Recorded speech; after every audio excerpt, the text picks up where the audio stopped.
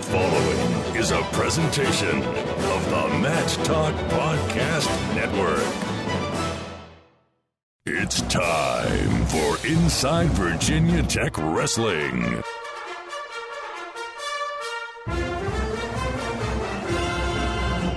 We'll talk all things Hokie wrestling with Coach Kevin Dresser and his staff. Now, let's join your host, three-time National Wrestling Writer and Broadcaster of the Year, Jason Bryant. Heading into the holiday season, it's another episode of Inside Virginia Tech Wrestling as the Hokies have finished up their 2016 calendar year with a 36-4 win against West Virginia in Parkersburg, home of the Big Red. And today we're talking to a guy who's leading the Big Maroon. I don't know if they call the Hokies that in any way, shape, or form. Kevin Dresser, as he's getting ready to hit the slopes up in Wintergreen. Coach Dresser, good day to you this holiday season. Thank you. We'll get a little downtime, so trying to keep up with my three high school age kids, and we're going to have a race to the bottom of the hill for the next 3 days, so we should have some fun. Yeah, I don't have much experience skiing. I've been skiing twice. And the first time, I'm gonna interject a little personal story here for a minute about Wintergreen specifically. I think I'm in seventh grade. We went out to like a youth church retreat over like right after Christmas between New Year's, and we stayed in Alta Vista and then went to Wintergreen, which I don't know if it makes a whole lot of sense geographically, but we end up going down. There's a couple slopes open. You know, I'm hitting a potato patch, like I'm starting a snow plow, and I'm like, all right, I got this. Last time down the mountain, I look at my stepbrother and we're looking at Eagle Swoop going, no way. And they're like, it's the last time down. Let's just do it. So we cut through halfway, and then my brother falls me and him fall at the same time. We get up, he's broken his arm. And I'm like, great. And they're like, you got to go down. So I had to go down. And when I get up the ski lift, I'm at the very top looking down at this thing, and I'm like, oh, hell no, I am not doing this. So I actually put my skis on the ground and slid down on my stomach down so I could get off to the where, take the things off. So that was the only experience I had at Wintergreen. Thankfully, I didn't do so bad a couple years ago at Copper Mountain up in Colorado. But Wintergreen is leaving some scars on me from when I was a kid. Well, growing up in Iowa, we don't get a lot of skiing experiences. So I think I was coaching at Grundy the first time I ever snow skied, and it was at Wintergreen. So my brother came out, my dad came out, so we had these Iowa guys trying to learn how to ski in Virginia. So we've had a good time. So we've been going back to Wintergreen.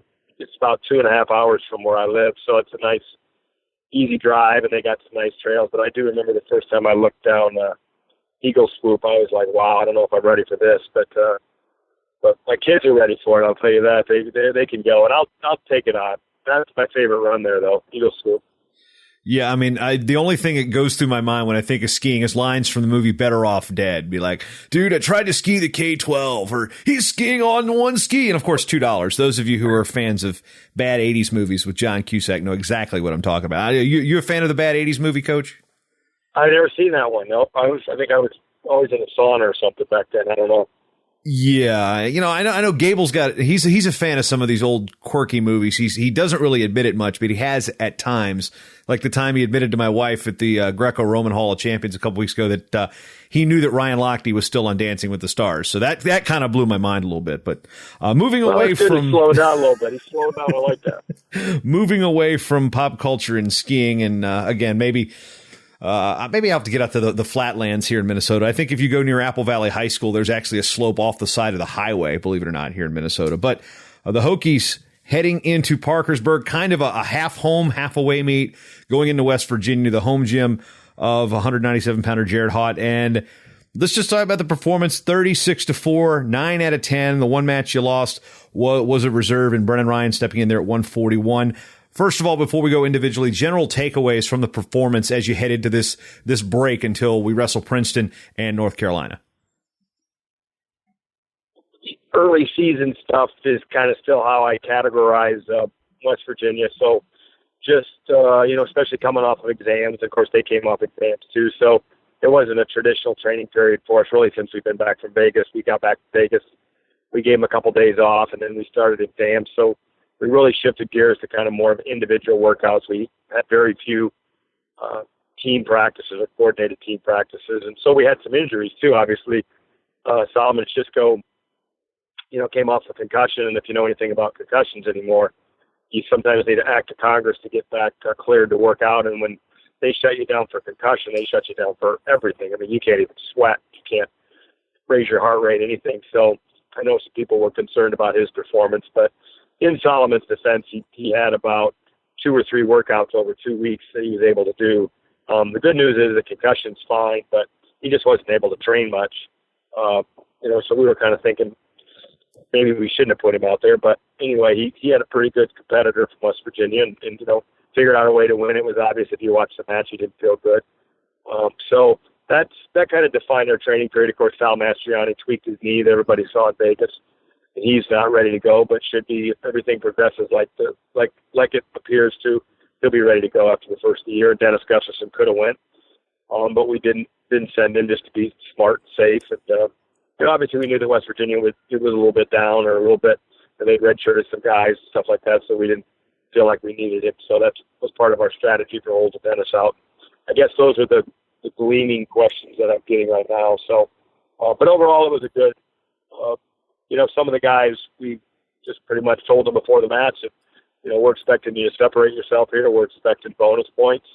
And pretty much for the most part, all those guys did what we felt they could do. So that's kind of a quick recap. I guess the one other thing was Jared Hout, obviously had their best guy. And we decided before the match to make that, both staffs decided to make that the last match. So we started at 285. And, Jared had probably a little extra pressure, and it showed. He was tight. He figured out a way to win that match, which was good for him. But I don't think he showed. We as a coaching staff and him as an individual, we have to do more to get him to do more. And so we know what we've got to do there. He's definitely got it. He's a guy that if you watch him in the room, you're like, wow. And he hasn't been able to translate all that over into competition yet. But that's the goal in 2017 with Jared. So that's my 2-minute recap of not Morgantown, of Parkersburg. Yeah, we talk about that match at 197 pounds being the last one, and you're a guy that's always kind of thought outside of the box with promotion. What was that conversation like with Coach Henson at West Virginia? Be like, hey, let's do this one last.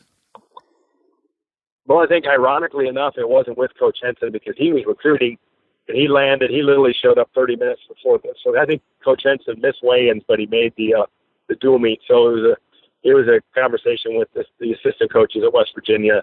And they actually brought it up, and we were going to bring it up too. So we had both staffs thinking on the same page. So good for them. And, my staff, Coach Zadek and Coach St. John and Coach Roby were all on board with it. And I defer to those guys in a lot of situations. So I just thought it was good. And, I think wrestling needs to do that more. I think we need to make it. We need to we need to feature the premier bouts, and let's just steal a little bit from MMA, and the best two guys or the best matchup's always the last one. If we can do that, I don't think that's a bad thing to do in college wrestling. Yeah, it's probably the most people Ty Walls have seen wrestle. Stay to watch him wrestle in a while, huh? Yeah, Ty said he was nervous coming off the scale. Heavyweights aren't used to. I told him he had to adjust his eating a little bit because we always tell the first guy they got to adjust their eating a little bit.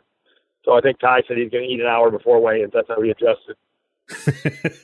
Now, you talked about making the separation. As I'm watching the match on Flow Wrestling, Joey Dance, second one out of the chute this time. Devin Brown was giving him a pretty good fight, and then all of a sudden, Joey gets the takedown, comes out in front, hits the mixer, and as you said, you got to separate yourself.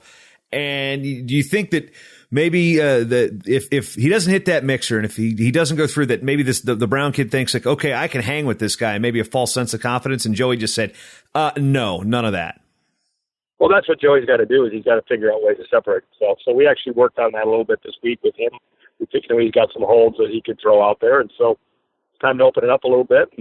And I think, we were up 5-0 at that time and 6-0 with riding time. So I feel like he would have went out and got the major, but let's go start teching and hitting guys if you really want to separate yourselves. And that's what we have to do at 125. We've got to beat guys up until we get to the quarters and semis of the NCAA tournament. And then we might have a few close matches, but that's what's got to happen with Joey Dance. We can't be in the Thursday having 1-point nail biters if you really want to be the guy at the end of the year. And I do see a lot more out of Joey in terms of just effort and really pushing himself in the last 2 weeks. Since Vegas, I don't think he was happy with his finals performance. That's not taking anything away from the Ohio State guy, because I think he's a tough customer. But he wasn't happy with it, and so that's on him, and he's got to go out, get more active, and push the pace, and separate himself. Now, Dom Latono, we talked about him after Vegas having to wrestle Tomasello and Earl Hall, a couple All-Americans coming out, and the win over Stainbrook, I think, is kind of maybe one of those, like, maybe it's a jump level type of thing where, Stainbrook's been to the Nationals a couple times. He's not chopped liver. He beat him in the scrambles, rode tough on top. Let's just talk about, again, the improvement that Dom is making from week to week. Well, that's what it's all about. I mean, it's exciting to see a Dom Latono kid because he got thrown to the wolves. I mean, I said the guy kind of probably started out fourth in the depth chart when school started, and then all of a sudden, you got things going crazy, guys get hurt, guys moving up. So, good for him. He's a kid that I just can't say enough about his toughness. And our staff, the coaches did a really good job of developing him, and I think we've done a really good job of keeping things in perspective and not focusing on wins and losses. And Dom proved that, we're about just getting guys better. And he's bought into all of that. And you're right, that was a great win for him. I mean, he wasn't winning that match in August, but, he won it in December. And so that's progress. Here's a kid that hasn't been home. He's from Alabama. He didn't get to go home during the break like all the other freshmen did over Thanksgiving. And then on top of it, we take you on the road and you draw, studs from Missouri and UNI and I can't say enough good things about him. As we look forward again, every time we see a reserve get an opportunity to get into the lineup, as you said, you sat Dennis Gustafson at 141. He said he probably could have gone. Brendan Ryan, instead of going to Cleveland State, gets the call here. What are the teachable moments for Brendan Ryan here at 141? Well, he got an opportunity to get in there, and obviously wrestling-wise, he's a ways away. He's a guy, too, that's probably, you got Brent Moore, who won the Cleveland State Open, but obviously we're not going to pull his red shirt for that. And then we've got a couple other to be named later 141 opportunities that could happen. And so, he's a guy that's way down the depth chart a little bit too, but he's a guy that works really hard in the room. He's not a great wrestler yet, but he got an opportunity and he went out there and fought and, did roll over. And, that's the kind of guys you need to have in the room to, he's an effort guy. He tries real hard out there. And again, that's what we preach as a coaching staff. I mean, obviously he's got a ways to go in the wrestling world, but we like how tough he trains and just really kind of he's a pretty tough kid. Most of the rest of the matches kind of went according to plan. Your ranked guys, one-ranked guys. You've already talked about Shishko coming off the concussion, David Bergita stepping in, getting a win at 165, and then Zach going back-to-back, Epperly and Zavatsky. Zach Zavatsky's easy top, a little sluggish right off the whistle, and then kind of blew the doors off of Parker Von Egedy in the last two periods. Yeah, and that guy's a formidable opponent. He was real tough out of high school, and so he got a couple quick takedowns, and I really like the fact that Zavatsky didn't fade at the end, which we've kind of seen maybe early, but he's really wrestling well right now. I think he feels good about himself. He's, when he gets that kind of confidence in him, he's proven what he can do. Obviously, everybody knows, with the wins he's had in his career already, just, only a year, one season and a third of a season under his belt, he's had some great wins. And so, to give up the first two takedowns and then come back and major the guy, that's what we like. But that's what we got to do, and that's just the preaching of just keep wrestling and just keep wrestling, and he did a good job with that. And Zach Epperly is just, he's on a different level than he was last year. He's kind of, he's really springboarded from that NCAA run and just taking it to another level. I mean, his high crotch right now is really solid. He's always been able to go to both ways on that kind of low ankle stuff. He scrambles really well. He rides really well. He's hard to ride. I mean, he's a guy that if he takes, one more notch, if he builds one more notch between now and March, he's a guy that can really contend. Now moving over across the state line from Parkersburg into Ohio, the Cleveland State Open, 15, 16 guys go out there to Cleveland State and compete. You mentioned Brent Moore taking the championship. David McFadden, his first action of the year at 165 pounds, wins the championship there. Not really unexpected, but did have a couple decent wins. I mean, Kyle Ash from Gardner-Webb and Devin Mary from Eastern Michigan aren't chopped liver.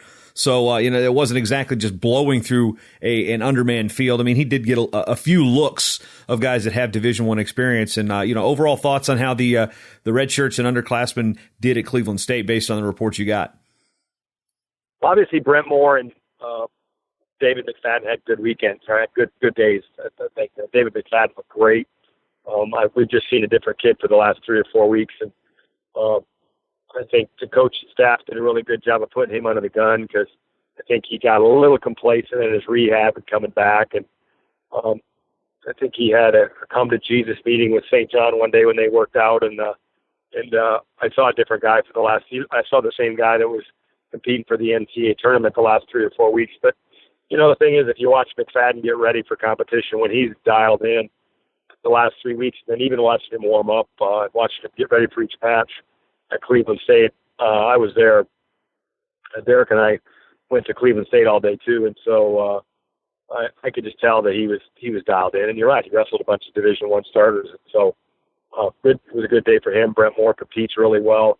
It would have been nice to see him wrestle Pletcher in the finals, but they had to pull Pletcher out because he had a dual meet the next day. I think it was getting late. And then we had some other guys, Andrew Dunn did a good job, and Cody Hughes did a good job. And we got some other guys that didn't quite get it done that got some work to do. Those 2 guys, Dunn and Hughes, have a tendency to be real good, but they have a tendency to be inconsistent. So, those 4 names are the guys that all placed, and everybody else was a little bit short. So, not just our 10 starters, it's about developing everybody. And so when we get back on the 26th, those guys have to, they've got to crave to have that kind of improvement, that Dom Latano improvement in the last 30 days, Yeah, and with the way the schedules worked in college wrestling, a lot of the opens, they start dissipating this time of year. I think we got a couple more when we get into January, maybe one into February. But once the dual meet season really gears up in conference seasons here, the opportunities for the non-starters to get suitable mat time, it becomes diminished. And what do you as a staff do and your coaches do to make sure that, the guys that are 2-3 on the depth chart not only stay active, but their goals are to help their teammates get better and them get better, not just be like, all right, well, the tough parts of the season's done now. I'm going to go hang out at Tots. Yeah, you're right. You have to get them. They have to understand that it's really about development between now and March. I mean, it's always about development, but while you've got guys in the room every day, you really have to take advantage of this opportunity. Luckily, we really have, we're going to send everybody except for our 10 guys to Franklin and Marshall, I think on the 7th of January. And then we're going to App State later in the month in January. And then we've got the Edinburgh Open, and then we've got the NCO Open. It's going to be in Lancaster, Pennsylvania this year, I think. So we actually go to Lancaster twice now. But, so there's 4 opens, that's another 15, 20 matches for the guys that are good. And everybody gets another 10. So we luckily have a pretty nice, where we're at geographically, we can hit some. And I think there's even maybe one more open if they want to go to. There's a Purple Raider open too in Alliance, Ohio, if they want to go to that. So they've got some opportunities to progress. Yeah, do you think that the way that the qualifying system is now, I think you mentioned this with Luke Pletcher as he had a dual meet, he got thrown in there for Ohio State because he just got pulled out of redshirt. He's going to need the matches to qualify. And is that always kind of in the back of your mind, be like, all right, we got to make sure that these guys that aren't in the lineup right now have enough matches so if somebody gets hurt, they're still going to be in a position to where they can earn a bronze level qualification and not lose a bid for the conference? Well, 17 is the magic number to get an RPI, and having an RPI, actually having an RPI is one of the 3 prongs you need to get you an automatic bid at the NCAA tournament. So, yeah, sometimes that's not easy to do when you're just wrestling dual meets. You need to get to some tournaments. So we're probably going to be in that situation with a few to-be named later guys ourselves here in January. So we might be hitting the open circuit hard here starting in January as well. To be named later, guys. You're really, really messing with my head on this one here, Coach. Well, that's you have to look forward to things in 2017. So that's just another thing to look forward to. All right, so I'm gonna roll this back. Christmas. I'm gonna roll this back a bit when we because we haven't skirted over the McFadden thing, but right now, if you were to look at McFadden and be like, all right. Is he ready to go? If you say, all right, let's pull him in, insert him in the lineup. Is he ready to go 100%? Well, I don't think he's ready to go 100%. I don't think he's, I think anytime you go through a surgery like he went through, I think it takes just some time. I mean, it's been 8 months, but, he looked real good, but he wasn't wrestling the Israel Martinez of the world either, or the, you know what I'm saying? He wasn't wrestling those guys, or did I say the wrong name there? I might have said the wrong name there. No, I think you got the it Illinois right. guy. Yeah. The Illinois guy. He's not wrestling that kind of level of competition. I've told David and I've told the other redshirt guys is that you have to progress all year long. Like, you are the best guy in March, whether you're a redshirt or not a redshirt. So that's the goal for David McFadden. So, right now there's nothing in our brain right now that says we're ready to take David McFadden off a redshirt and insert him yet. That's got to be a decision. And David McFadden's, it has a little bit of say in that as well. But right now, that's not the thing. We just want to make sure that he's healthy and progressing. And, I look at it like he's my kid too. He's my wrestler, but I look at it like if he was my kid, I want to make sure I put my own kid. I have to look at him the same way and put him out there and see if he's really ready to go week in and week out. And we wouldn't have put him out there against Cleveland State if we thought he was any in jeopardy in any situation. But that still doesn't mean that he's wrestled at the highest level yet. So I know that's a big topic of discussion out there in the forum world, but right now we're good with what we've got going at 65. Moving forward, January as it comes in, you're not just the backups and reserves that are busy with these opens. You guys have competitions 4 straight weekends, starting with the 6th through the 8th with duels against Princeton and North Carolina before coming to the Virginia duels, and then 2 weeks of conference, and then competition. You also Lehigh snuck in there. January, what was the mindset when you put the schedule together like this? Be like, okay, January is going to be a month that this is going to be a grind. We're busy every single weekend. Yeah, January is a grind. It really is, but I think we need to grind. And I get for all those wrestling purists out there that want our guys to wrestle and everything, and we don't go to the scuffle of the Midlands. I kind of get thrown under the bus a little bit. But I really believe that there has to be a break time in there if you want to be fresh. And so we'll come back on the 26th, probably a little bit, maybe a little heavy and a little bit, not tip-top shape, but we've got 2 weeks to get kind of going in that direction. So we might not be our very best on January 6th, but we've got a long time to get to where we want to go at the end of the year. But January is going to be tough. Yeah, I mean, we've got some, we've got Princeton's really improved, and obviously Carolina's really improved. So right away, and then going to the Virginia duels, we know by the time we get to Saturday, Arizona State's there, and I'm not sure there's other good teams that are going to be there. And then we've got some great individual matchups that could potentially happen right away. And I think that's what I know a lot of my guys have to be excited. I mean, Epperly getting to wrestle Ramos, and we lost to Ramos in the ACCs last year, and I know that's a match he's looking forward. And if you're a competitor right now, you have to crave those big opportunities, and that's what we have to get our guys excited about. And I hope they are. I think most of them are. I mean, the good guys like to wrestle the good guys, so they like those marquee matchups as well. But January is going to be, I mean, everything from, we finished the month out the last Friday. We're at Lehigh, which if you look at those guys on paper, they're solid at all 10 weights. So, and wrestling at Lehigh is always a tough place for us, or a tough place for anybody to wrestle. So it's going to be a great January.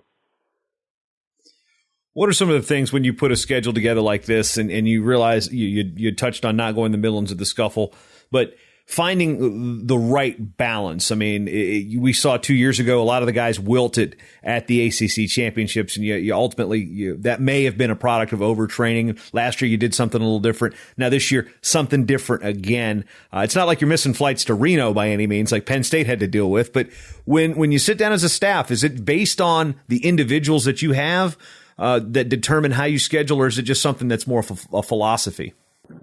I think as your team progresses, obviously our schedule is a little bit different now than it was back in 2007 when we started out.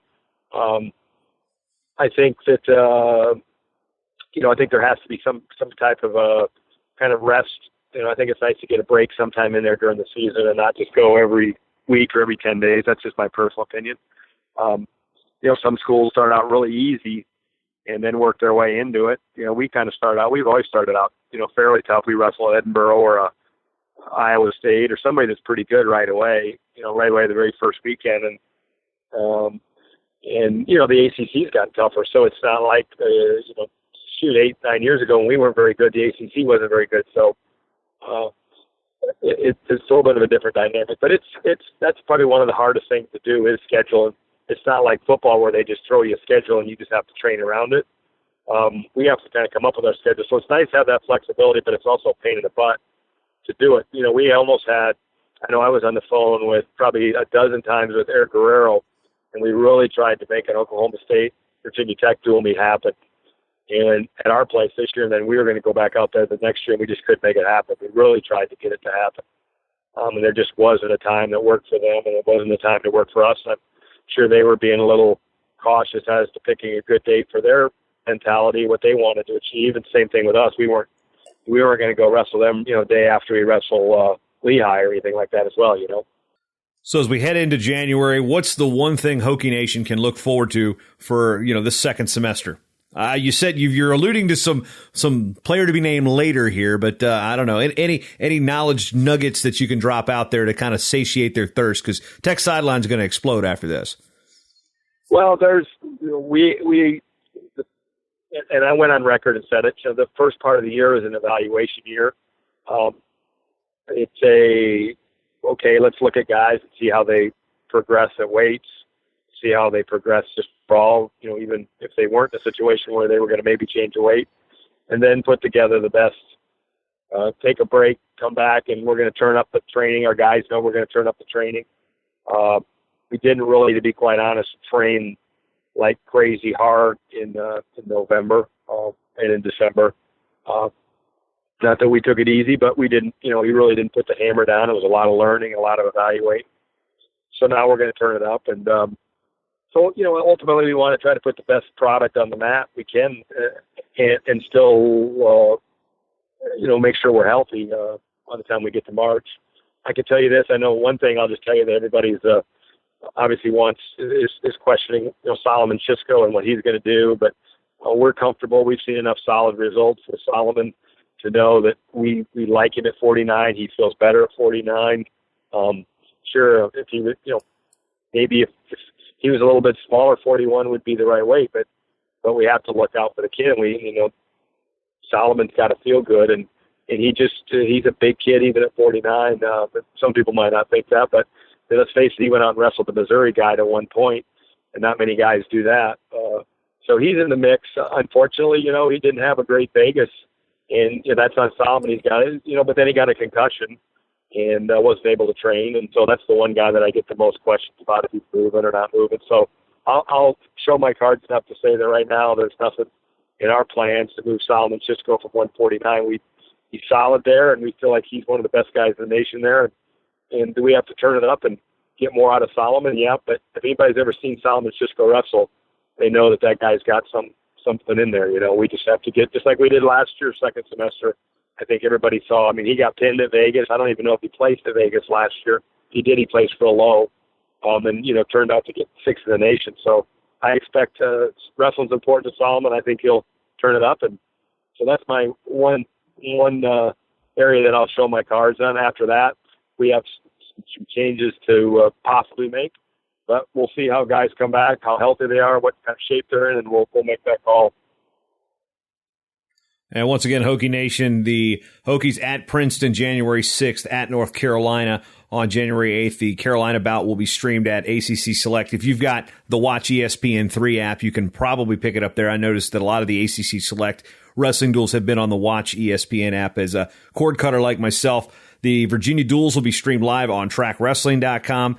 And then the home matches, of course, if you're in Blacksburg or the surrounding area, you're going to want to get to Castle for Pitt on the 20th, and the Grapes, UVA, because Uva is grape in Spanish, on the 22nd. Before road duels at Lehigh, they always tend to stream their matches. And, of course, the Moss duel Sunday, January 29th at the Moss Arts Center. We'll talk more about those in the upcoming weeks. But for Coach Dresser, this is Jason Bryant. Coach Dresser, happy holidays, and have a safe and happy New Year. We'll see you in Hampton in a couple weeks. Good deal. Yep, we'll see you at the Virginia Duels. Thank you.